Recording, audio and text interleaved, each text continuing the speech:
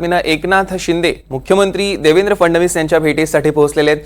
मंत्रिमंडळ विस्ताराआधी शिंदे आणि फडणवीसांमध्ये चर्चा होते।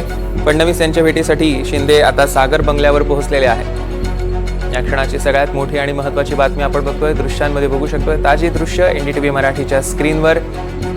उपमुख्यमंत्री एकनाथ शिंदे आता मुख्यमंत्री देवेंद्र फडणवीसांच्या भेटीसाठी पोहोचलेले आहेत आणि मंत्रिमंडळ विस्तार होणारच आहे त्याआधी शिंदे आणि फडणवीसांमध्ये ही अत्यंत महत्त्वपूर्ण अशी चर्चा।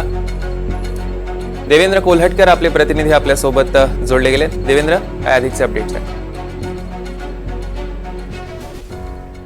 सौरभ, आपल्याला माहिती आहे की मंत्रिमंडळ विस्तारावरून आज दिवसभर अनेक वेगवान घडामोडी घडताना आपल्याला पाहायला मिळाल्या। भेटीगाठीचं सत्र जे आहे ते सातत्याने महायुतीच्या नेत्यांमध्ये होताना पाहायला मिळत होतं।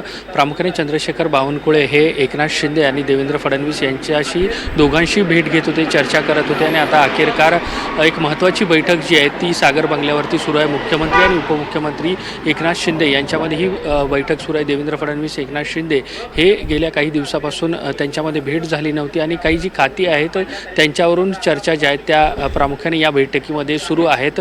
महत्त्वाची जी खाती आहेत ती शिंदे आपल्याकडे ठेवण्यासाठी इच्छुक आहेत, प्रामुख्याने गृह असेल किंवा इतर मंत्री महत्त्वाची पदं असतील, मात्र ती भाजप जे आहेत जी माहिती मिळते त्यानुसार त्यांच्याकडेच ठेवणार आहे आणि यावरूनच कुठे ना कुठेतरी जो मुंबईत मंत्रिमंडळाचा विस्तार होणार होता, शिंदेंची यादी आली नाही, त्यामुळे आता अद्याप तरी हा मंत्रिमंडळाचा विस्तार होणार नव्हता। उद्या जो मंत्रिमंडळाचा विस्तार मुंबईत होणार होता तो आता नागपूरमध्ये होणार आहे। त्यामुळे मंत्रिमंडळ विस्ताराच्या आधीची आणि हिवाळी अधिवेशनापूर्वीची महत्त्वाची बैठक जी आहे ती आता सागर बंगल्यावरती पार पडते आणि ही शेवटची बैठक कदाचित असावी। यामध्ये सगळा मंत्रिमंडळ विस्ताराचा फॉर्म्युला जो आहे तो निश्चित केला जाईल। शिंदेंची कुठली खाती असतील ते देखील बहुधा या बैठकीमध्ये निश्चित केलं जाणार आहे, अशा पद्धतीची माहिती मिळते। निश्चितच देवेंद्र, यावर लक्ष ठेवून असता त्याचे अधिकचे अपडेट्स आम्ही तुमच्याकडून घेऊ। तुर्तास धन्यवाद।